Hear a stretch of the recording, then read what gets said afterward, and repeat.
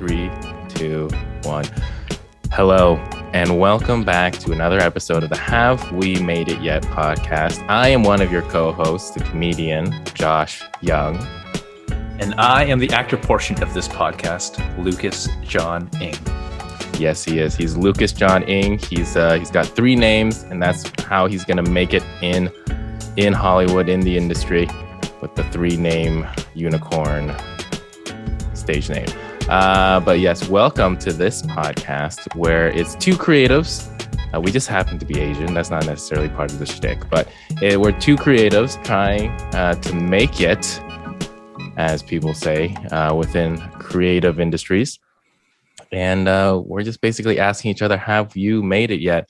Every 2 weeks until it happens or until it doesn't happen. And then we'll just perpetually remind ourselves of that. But we also have guests on our podcasts, also other creatives, to talk about their process and if they've made it or not. But of course, at the top of our podcast, we always ask each other. So I'm going to ask you, Lucas. All right. Have you made it yet? No, I have not made it yet. And it is a process. It is a struggle. It is a very sweaty struggle at times because recently, a lot of auditions I've had to do have had to be in here, of course, when you're doing self-tapes. But because it's getting a little hotter in Vancouver, got to close all the windows, turn off the AC. Can't get that white noise on that self-tape. And there was one audition I had to do for a Christmas film. I had to wear a full-blown jacket. Ugh. Damn hot. Very damn hot. I had to basically mime that I was horseback riding.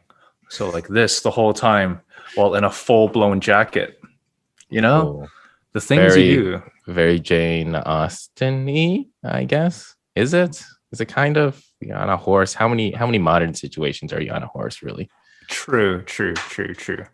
That is very true, Josh. Although this wasn't a period piece, it was a Hallmark movie that was based in Montana and everything. But either way, though, you know, it's a long journey. It's a hard journey. And at times a very sweaty journey, but have not made it yet. But you know, getting there and getting hotter along the way, man. Yes, it's long, it's hard, it's sweaty. I think we've established the main characteristics of the job. Inadvertently, that was hilarious, Lucas. But yeah. Mr. Josh Young.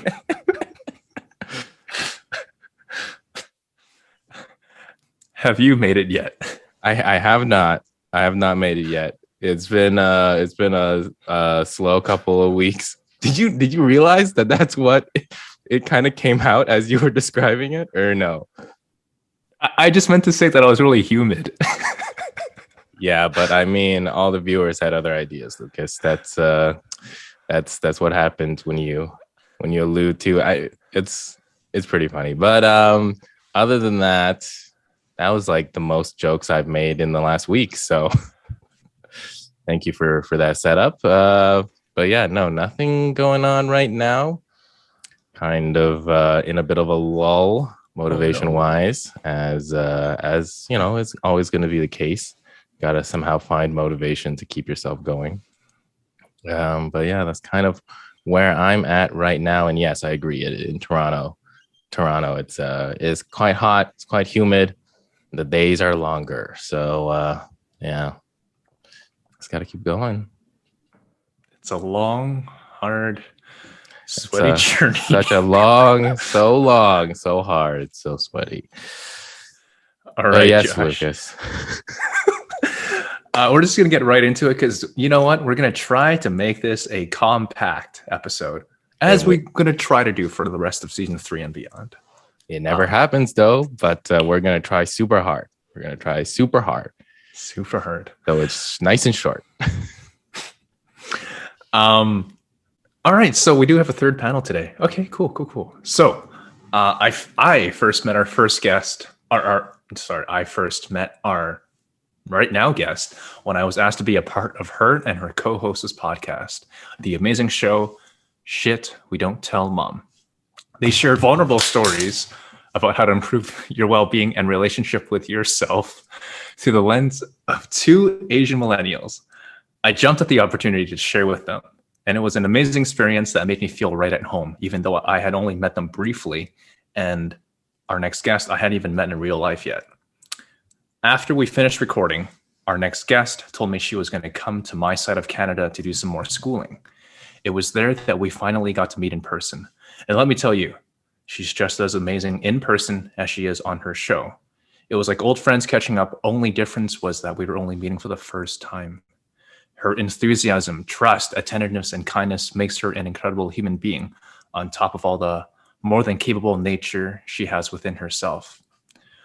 Again, you might know her best as the aforementioned co-host of Shit We Don't Tell Mom podcast. Please welcome Kristy Yee. Oh my goodness, what an intro. Of course, I was like, oh man, we haven't even started and I'm getting all like emotional and excited, but like, oh, all these like nice, heartwarming feels. Forgive our show intro that we've never rehearsed that, never. But of course, like we got to have something special for Kristy here, though. Yeah, we got to do it live. It has to be natural. It has to come off, unscripted. And clearly that one. So when it's natural, it's all long and hard and sweaty then. I mean, it could sometimes be that. I mean, you just got to roll with it. It has a funky smell too. Oh my goodness. Okay, that was not. That's you. That wasn't in the script, Lucas. All right, guys, we're derailing this. All right, Kristy, as we start off with every episode, have you made it yet? I have not made it yet. Nice. But what would be your it in making it? Oh. So you know Oprah, right? Oh, yeah. We've heard of her before. Yeah. Oh, yes. Yes, Oprah. I have actually not watched a single episode of Oprah, but I like the idea of Oprah. So making it would be like, I would love to have a show where I just have all sorts of people from all walks of life sharing their vulnerable stories, especially the ones that we look up to, people that we think, we see their successes. But I want to know what's the behind the scenes stuff, because we all know as fellow humans, there's a lot of behind the scenes shit. So let's get into those stories.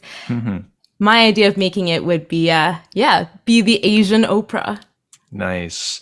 Can you tell our viewers what the name of your, like, what you call your fans of your podcast are again? Because I love that name. Poop Troops. Oh, okay. Yeah. The Poop Troops. Okay, so we're just gonna go in here. So, like, your show deals with the uncomfortable shit that we all try to shoo away from, be it mental health, anxiety, therapy, breakups, all that. I did want to ask for our viewers there, what was the inciting incident that caused you and Angie, your co-host, to try to create a show? So the story goes, when when you're hanging out with friends and sometimes you have a couple of drinks and then story starts coming out, you feel a little bit more comfortable in sharing some of those vulnerable things or your fears. Basically, that happened one night on at Angie's apartment, and we had some liquid courage, started sharing some of our stories, and we realized, you know what? Why is it that we only do this behind closed doors? Why is it that we only do this when we have a little bit of liquid courage in us? Why is it that we only do it with people that we trust? Well, we can answer that. That's a rhetorical question. But the whole point of it is, how come we don't share more of our vulnerabilities and we don't share more about our fears and insecurities? Because if we did, we felt like the world would be a better place. Everybody will know that, hey, it's not me who's struggling. It's not all in my own head. It's, other people might relate as well. So we thought, you know what? People aren't doing this. They're not sharing. So why don't we do it? We can start sharing our stories, and hopefully that could encourage more people to share even within their own circles. with their friends, with their families, with their colleagues, be a little bit more honest about how we feel day to day. And hopefully, collectively, all of our mental well-being would be better together. Yeah. No, I love that too, because it really counteracts what my next question, my next lead up would have been, which is talking about like imposter syndrome, because I feel like that topic comes a lot in your discussions, even among like a lot of different episodes and everything. How big of that IS feeling, that imposter syndrome, how big of that feeling did you have when you first started out when you first started the podcast? Oh my gosh. I still have it now. What are you talking about? Wait, what? What do you mean? Okay, I think when we first started the show, it was more like, oh, I'm so nervous. Like, what are our friends going to think? Like, we're going to be sharing these. One of the first stories I shared was when I got diagnosed with depression when I was really young, and I was put through the psych ward in the children's hospital, and I shared about my experiences there. And that story was something that I held on to for a really long time. It was like my deep, dark secret. I didn't want people to know that I've been to a psych ward. Like, I'm a psych patient, you know?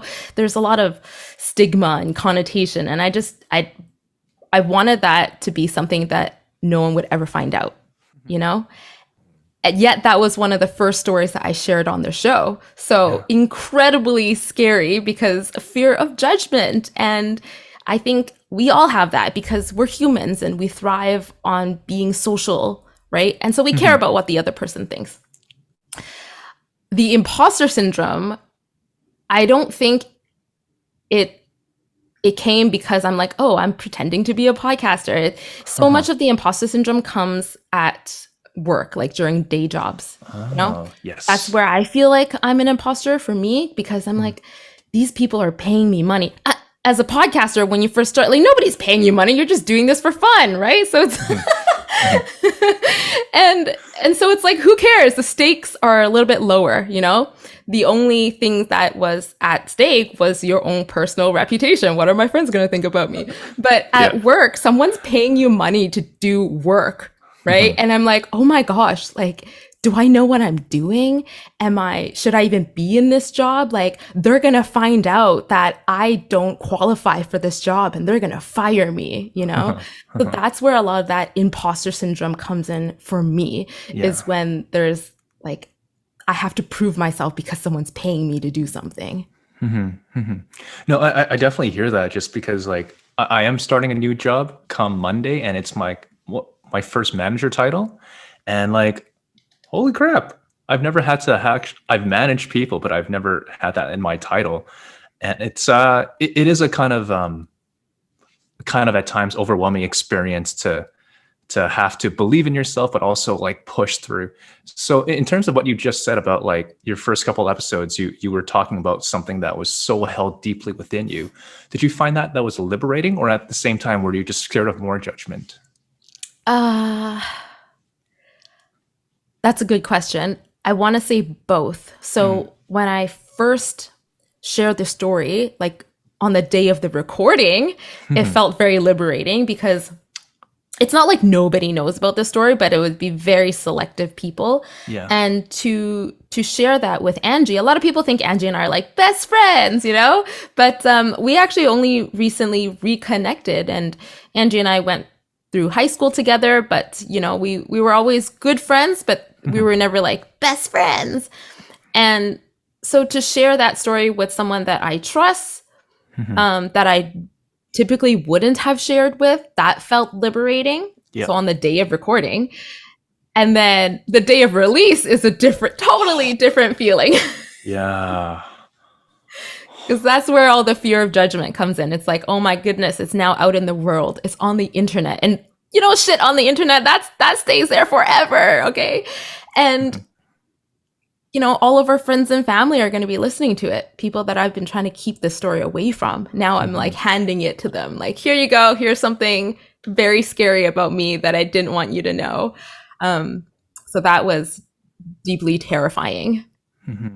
Did you find yourself kind of like doom refreshing? It's like, when is something going to happen? When is somebody going to comment? When is somebody going to reach out to me? Because I feel like I put this big thing out there. When is it going to happen? When's the first person? Oh my goodness. I'm trying to think back because that was over 2 years ago that we released that episode. I want to say probably because when we first released, we released 3 episodes on the same day. So that was just how we launched. Right. And my story was one of those 3 episodes. And I wasn't refreshing like just for my episode, but I would be just refreshing all the time to see like how many people have listened, how many downloads have we had, and going through all those metrics. And that really creates this whole other level of anxiety, right? Because you're like, first you're concerned that nobody is listening, and you're like, that's kind of shitty. catch 22, really. Yeah. But then if you're like, oh my God, people are actually listening, what are they thinking now? What are their responses? Are they going to be supportive, or are they going to judge me? Or are they going to think this is totally stupid? You know? Yeah. Yeah. Did it hit the sweet spot for you though? Like in terms of how many people listened and how many people didn't? I mean, we didn't know what to measure it against, right? So when we first got our stats, we were like, cool, but what does this mean? Is this good or is this not, right? And then you go into a whole spiral of like trying to dictate your worth and your value based off of these metrics when I didn't even know what these metrics meant to begin with. So at this point now, we're trying, keyword, trying not to pay attention so much to these numbers because we just don't want it to get in our heads. Like the whole point of our show, like when Angie and I first got together and we were brainstorming, what is this show going to be about? Like, what is the purpose? And we said to each other, if one person listens to our show and can feel heard, can feel like they relate, can feel somehow better because they know that another person has also gone through a shitty time. Yeah. Then we made it. That was the goal. Yeah. And people responded really well, and they would message us. And, you know, I did not expect the level of support and love and kindness that people had given us. And we still feel scared. I still feel scared. I just recently released an episode about how I broke off a 6-year relationship, and we released that a few days ago. I'm still nervous now, but but I still get like a lot of these lovely, lovely messages from people saying things like, you know, I also recently broke up with someone. These were the things that I was feeling. I relate to you, or I see so many parallels. Like, why don't we talk about this more? And, you know, those things offset the fear of judgment, and it offsets the anxiety. It doesn't mean that it's not there, but I try not to pay attention to things that will increase the anxiety, such as the metrics, and try to pay attention to the nice and lovely things, like the great messages that we get afterwards. Yeah. I did want to ask you this question. I mean, it's somewhat related to what we just discussed and everything, but I was going through your website and I stumbled upon a part where you stated your biggest fear, and you stated dementia, which is, you know, a very real thing. It just struck me because, like, when I listened to your show and also like hanging out with you, you do have a way of like going in depth about any given scenario that we were discussing. You know, like the sensations, the setting, the scene, everything like that, the smell. What is it about forgetting that frightens you? I feel like in our lifetime, we are writing our own stories. Every experience, every relationship, every day when we wake up, we go through the emotions, we are writing a part of our story. Yeah. And I find it incredibly sad and scary to think, what if I don't remember the story I have created? True. I have spent my whole life building and crafting this story, this person of me, and you don't remember. You don't remember who you are. You don't remember your own experiences. You don't remember the people that you love or people that love you. And that's that seems just incredibly sad and lonely. And I feel like it feels like what a waste of life if you can't remember it, you know? Totally. Do Totally. you find yourself journaling or like recording thoughts and stuff? Because I've always thought that that'd be great, and I feel like I did some when I was a kid, and flipping through those would be quite an experience again. But yeah, what kind of tools have you tried then in order to kind of remember more? Taking photos is a really big one for me. So, I mean, we all have cameras now, right? So it's like no shame in taking photos. Everybody's doing it. But I remember there was a point when I did feel really embarrassed for wanting to take pictures of everything or like of every moment. This was before like Instagram was a thing. So we're talking like like high school days for me. And that was a strategy for me to remember because I actually have very poor memory. So I'm pretty young, but like I don't remember. Really? There are a lot of yeah. Oh. So a lot of times people will like tell me a story that, or I said something, or we did this together. I'll be like, really? When did that? I know. But having photos really helps, brings me back to that place. And videos too, right? Like you can hear the setting, you can really immerse yourself and put yourself back into that place. Josh, you mentioned journaling. That is something that I do. So I try to journal every day, and it's more like a diary-esque thing. I mostly just write about what I have done today. I track my mood, so I'll rank my mood from like 1 to 10. I used to track a lot of things, but now I've scaled back because it's just too much. So I track when I woke up, when I sleep, my mood, if I moved my body that day, like what kind of fun stuff I did. And then I would have a section where I would just free for all write whatever it is that I want to write. And I usually just start with like, from the moment I woke up, what were some of the things I did? What were some of the key events that happened? Maybe somebody said something really funny, and I will write that down. And like, like Lucas's situation earlier, your hard, long, sweaty situation. Maybe that's gonna go in my journal. Someone has to remember it because I'm gonna forget about it intentionally. Yeah, I'm trying really hard not to make that as the title of this episode. Don't. Poop Troop with Kristy Yee sounds a lot better than Poop Troop. Yeah, man. Just a long, hard, sweaty poop troop. Oh my god. Anyways, such classics. Classic. On that kind of similar note, though, also for your show, like I just love how you guys describe your show too. You call it a podcast that helps eases into the treacherous waters of adulthood, relationships, and identities, which I find is pretty cool because it's meant for like us that's going into our adulthood. On that note, though, what would you think your younger self would say about the Kristy we see today? Oh, interesting. That's a good question because usually we ask like, what would you say to your younger self, or something like that. But what would my younger self say to me today? Yeah. Man, this I feel like this is going to sound really narcissistic, but please. I think 20-year-old Kristy would be really proud to see like 31-year-old Kristy, because I don't think 20-year-old Kristy would have ever thought that I would be a podcaster, that I moved to Toronto, that, I am where I am in my career.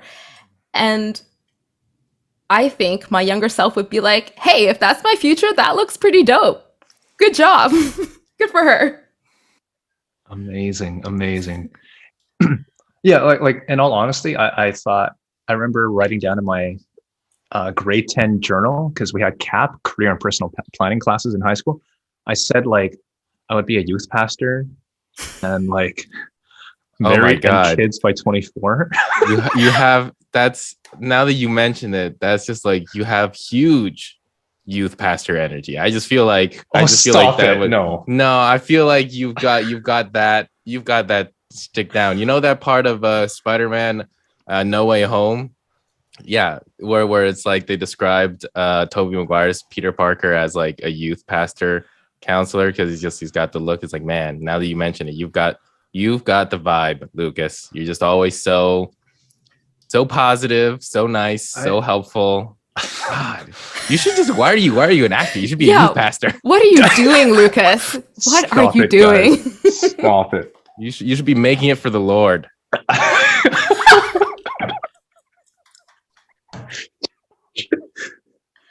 Josh. Oh my God. It's a backup plan. I mean, I don't even need to go to like theology school or seminary to be a youth pastor. I don't think so. No, I just have to be a good guy.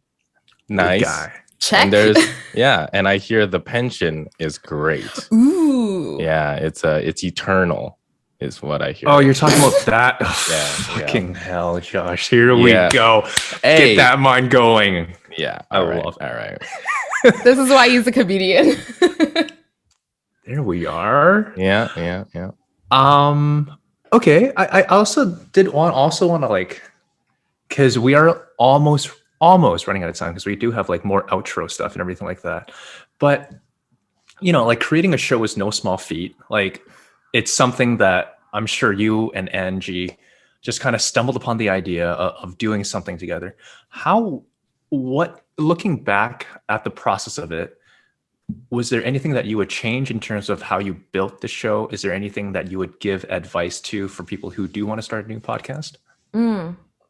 Okay, so there's part 1 and part 2. So part 1, is there anything we would change? My gut reaction is no, because whatever we have done has got us to wherever we are, and I like where we're at, so I don't want to change. Advice for potential, like people who want to start a podcast, just do it. Like that's the biggest advice. If you have all these ideas in your head, they're just going to stay as ideas in your head unless you put it into action. And the scariest part is putting it into action. But the thing is, like, we all have fears. It's doing the thing despite having the fears. It's taking the fear with you and going, head on into the journey anyways. Who cares? Just do it, record it and throw it out there and feel uncomfortable because that's part of it. Okay. Yeah. But do it. If you want to do it, you should do it. That's my advice. Gang, whoever's listening out there, just follow Kristy's words. Literally, just fucking do it. Yes, the not safe for work Nike. What is it? Slogan. Yeah. Wow, my brain just farted quite a bit there. Did you just get COVID recently? I mean, that's another thing about the whole, being worried about like dementia, like with the potential COVID symptoms. That's something I feel like a lot of people would potentially have to deal with. But I did have one question for you in terms of, building your podcast from the beginning to where it is now. You do have guests that come on to the podcast, and understanding the structure and philosophy of what you guys are trying to create with your podcast is definitely very like a sensitive topic. Is like you want to be able to make sure that your guests trust you and Angie enough to be able to share the shit that you don't tell mom. So what has been kind of your process or like philosophy in prepping your guests when they come on? Is like, do you look for guests that have a willingness to like be more open and share, their stories, and that's kind of like, okay, we're on the same page? Or is it a thing where they're interested in coming on and then you two kind of make it comfortable enough for them to kind of share things that they wouldn't necessarily share?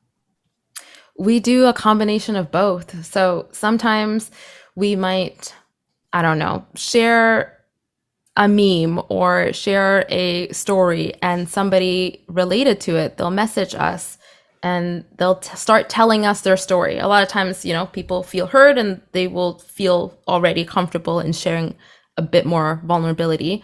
So they'll tell us their story. And then if we're like, hey, this is actually a great story, like, would you like to share that story on our show. I think a lot of people will benefit. So sometimes they'll just come to us and tell us a story and we'll be like, this is great. Other times we'll reach out to folks. Like we reached out to Lucas and we're like, yo, you got some vulnerable stories you want to tell the world? But how we navigate that is we try to be very kind and respectful of always. During a recording, we always preface that, hey, if there's something that you shared and you feel like you actually don't want this to be out in the world, like you change your mind afterwards, we always let folks know, like, we can just edit this shit. Okay. That's what post-production is all about. And if you don't want the episode out at all, like, we don't have to put it out at all. When a guest comes onto our show, our focus is on the guests. Like, we want this to be an experience for them. We want them to feel good about sharing their story. And we want them to feel liberated. And we want to just be ears as friends for the other person, to be there and support them while they're telling us whatever it is that they're telling us. And the purpose of our whole podcast is we want more people to be more comfortable with being uncomfortable. And if a person is already on our show, they already took that huge step of stepping into that discomfort. Whether we release it or not, like, that's just bonus, right? So we want to be there for that person. We haven't actually not released anything, but I think that comes from a place of just us wanting to provide a safe space for people and letting them know that, hey, it's okay. If you change your mind, there's that option of backing out, and it's totally fine. And I think that gives people like a safety net to hold on to. Love it. Just almost to wrap it up here, just the last question that I have for you. You did talk a lot about sharing your own updates and everything like that, and your struggles, your continuing battles and everything like that. We've heard a lot of updates from you on your show, but what have you learned about yourself as a result of having your own venue to share your updates? Oh man. I would say I feel like, okay, I try to practice what I preach all the time. So even in my day job, like, I work in healthcare, so I preach about a lot of things. Okay? And I try to practice all the healthcare tips that we preach about. In our show, we preach about sharing, being vulnerable, being comfortable with the discomfort. What I've learned is that even though I'm uncomfortable, the more I do it, the easier it kind of gets.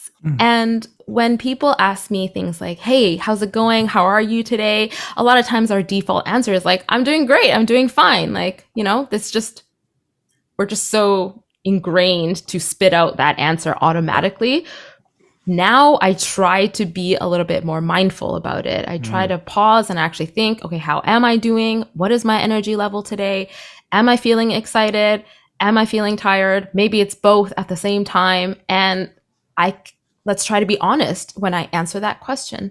So what have I learned about myself? I think I'm going to spin that question, or at least spin my answer to that question is I've learned to try to be more honest with me about how I feel and where I'm at, and checking in with myself and being okay and giving myself the permission and space to prioritize my mental health, and doing that like in front of people, and hopefully by doing that, that could encourage them to think about, well, actually, you know what? My energy is kind of low today too, but it's okay because XYZ, and hopefully that we can just keep sharing that love all around. Love it. Give it up for Kristy. This was incredible. Thank you, Kristy. Give it up for you guys for giving me the platform and sharing my stories. Of course. Round of applause for everybody. Yes, all the good feels. All right. Josh, do you think it's time for a would you rather? Would I? Yes. I think it is time that we ask our end of podcast game we like to play with our guests. would you rather. Lucas and I will each have a would you rather question that we'll ask you, and you answer it. It's pretty simple structure. So I can start off with my Sure. would you rather. Would you rather win the $50 million lottery jackpot and everything that comes with it, the money, but also the pressure and potential anxiety and the mental health, stuff that comes with it that people don't necessarily realize with suddenly winning the lottery and having this influx of cash? Or would you rather not win the lottery and then just live your life as you would? So the choice is just status quo or win the lottery. Is that right? Yes. Okay. I feel like there's a right answer to this, but I'm not going to say the right answer. I want the money. There you go. There you go. I'm going to be honest about it. Like, give me the 50 million. Let me use that money to take care of my mental health and all the stress that comes with it. But at least I have some of the Lucas. Yeah. I want the money. I feel like it's a fair philosophical question, though I would also agree I want the money as well. Even though it's like I've thought through some of these scenarios. There's like, oh, if I suddenly had this money, it's like, am I now suddenly going to see the world differently? Am I going to trust people who now know that I have, all this money? It's like, what do they want from me and all of that? And then I realized I still have all this money. So I feel like all those problems eventually go away, unless you're in like a monkey paw situation and it turns into this whole Grimm's fairy tale, and then on your deathbed you realize you shouldn't have taken the money. But that's a very interesting arc to the story of your life. Very interesting journal entries you could put in there. So you never know, people might take it, but who knows what happens when you have all that money. Exactly. Like, who knows what other cool opportunities might come up because you have the money. And, yes, I'm sure there's lots of money problems that come along with it, but the money in of itself is a resource, right? Like, how I'm going to use it is up to me, and resources help solve problems. Yeah. So that was my would you rather. Nice. Team money. That was Lucas. All right. Okay, but I kind of want to know, what would Lucas do? Just rapid fire. Would you take the money or status quo? Take the money. Of course. I don't know. Would you take the money or no? Give me money. Look at us being all honest. Yeah. Maybe I should have framed it as in you take the money, but yes, this is what you take the money, but then you lose all. No, man, you had your question already. Damn it. Yeah. Damn it. Literally, your would you rather question is, do you want 50 million? Yes. Okay. Okay, I feel like the philosophy was more in my head. And then I realized it's like, maybe I should have just worded it better in the consequence element of, you have all this money, but you don't have a friend. You don't have friends. Yeah. Or you lose all your limbs. Like, that would be. Yeah. I would keep my limbs. Yeah. Maybe. Yeah. Those are stakes. But then you could buy new limbs. I know. I thought about it, but how much is a limb, right? And then I got to times that by 4. Is that most of my money already? Yeah, but then I might as well go back too? to status quo. Yeah. You could get robotic limbs, which would make you faster, better, stronger. Anyways. That's also a slogan from somewhere, isn't it? Better, faster, strong. Yeah, I'm pretty sure that's also. Oh, that's Daft Punk and Kanye. Isn't that the song? I think it's also something Nike adjacent. IKEA? No, Nike. No, I said Nike. Nike. Nike adjacent. Better, faster, stronger. Okay. As a disclaimer to this would you rather question, I just know that there's a certain food that Kristy just loves. It's yes. So just I'm like, this is news to me because I love like all food. So oh well, What? I'm hoping you like this one more than like exceptionally more, just because you and I talked. Anyways, would you rather give up all noodles but have your podcast take off, or have the podcast crash and burn but still have your noodles? oh my god, what question is that? Evil, chaotic. You're twisted. This youth pastor, I don't know, man. Psych. Okay. I would take the noodles. Love it. Having to give up all noodles, like Yes, but I'll then start another podcast. That's fine, you know. Oh, true. But like, I can't give up all noodles for the rest of my life. Are you kidding me? but what if you become that Oprah level Oh no. of fame where the podcast just takes off and now you're just all your dreams of making it have come true, but you just gotta not eat noodles. Yeah, just none of this sweet goodness. Oh my. No noodles, no pasta, Yeah. nothing long, hard. And sweaty and Oh, salty. Yeah. Oh my god. Wet and salty. Oh boy. This podcast, this episode is falling off the rails.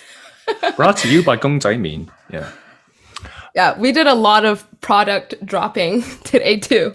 Yeah, a lot of Nike for some reason. But I love it. You would still keep your noodles though. Is that what you said? Yes. Wow. Wow. But okay, logically it doesn't make sense because if I was Oprah level, like why can't I eat noodles? I'm Oprah. Because you made it. Because by not eating noodles, you've somehow created a new chemistry within your body that allows you to become Oprah. I don't know. The logic of this doesn't. I made a deal with the devil, and the trade-off is no noodles Noodles. for the rest of my life, noodles. but I get to be Asian Oprah. Yes. As a pastor, like you cannot speak like that. A pack of the devil. Yeah, My but good- this is your evil question. So who's the devil now? True. Okay, Very true. if it's, I might actually take the Oprah thing. Ooh. Because I feel like the Oprah thing could help a lot more people, but the noodle thing is just like a me thing, it's a selfish noodle thing. So I see. So You know? so now the more humanitarian, the more giving side of Kristy comes out, not the noodle craze side of Kristy. So that's the balance. Like if I give up noodles for the rest of my life, but I get to be able to help a lot more people by being Asian Oprah, like yeah, I'll give up noodles. What's the monetary amount that would convince you to give up noodles? Like how much would somebody pay? I'm basically taking Lucas's question and morphing it into my question. Like how much money would it take for you to never eat noodles ever again? Okay, I don't want to give a absolute number because shit like inflation happens. Oh, true. So I just if I could have like very comfortable financial freedom for the rest of my life, I will give up noodles. So it's got to follow all the inflation, but live well and comfortable. Okay, that's fair. Okay, cool. That's fair. Yeah. Okay. Less than 50 mil, though. I think. Less than 50 mil? Like. You could probably be comfortable on less than 50 mil. I mean, nobody really needs 50 mil, though. It'd be nice. It would be nice. Yay, Kristy! Yay! What a way to end. What a journal entry I'm gonna have tonight. 50 million or noodles? All right. Where can people find you, and what are your handles, and how can people find your show? Okay, people can find our show, Shit We Don't Tell Mom, on Apple Pod, Spotify, wherever you listen to podcasts. They can check us out at Shit We Don't Tell Mom on Instagram, or check out our website at shitwedon'ttellmom.com. Love it. And your own Instagram? Oh, my own Instagram is Yeah. Kristy Yee _. So it's KRISTYYEE_. So Follow her. shoot me up a DM. Nice. Sick. Mr. Josh Young, pointing that way. Where can people Yes. find you? You can find me at Josh Young Comedy across all social media. Why are you laughing? I Anyway, was hoping you'd say at gmail.com.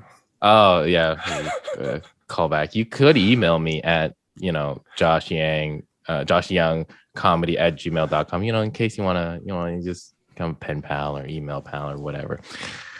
It'll probably go into spam. But other than that, you could also listen to the Sleep with Josh podcast. Yes. It's a podcast where about a year ago, that's the latest episode was a year ago, where I use my voice to read things that are genuinely dry and boring, like laws, the dictionary, and counting sheep for an hour. So you could listen to that if you have trouble falling asleep. And maybe I'll have new episodes. Who knows? I don't know. But you could look that up at the Sleep with Josh podcast. And Lucas, what about you? Everyone can find me across social media at Lucas John Ing. Again, that last name is just 2 letters, N for Nancy, G for golf. If you like what you see and hear, you can follow us at HWMIY Podcast wherever you listen and watch for your podcasts, be it YouTube for all the good video stuff right here, or the audio stuff on Spotify, Google Play, Apple Podcasts, all that good stuff there. Let's give it up for Kristy one more time. This was incredible. Yay! Thank you for having me on the show. Woo! All right, see you all in 2 weeks. Bye-bye. Bye.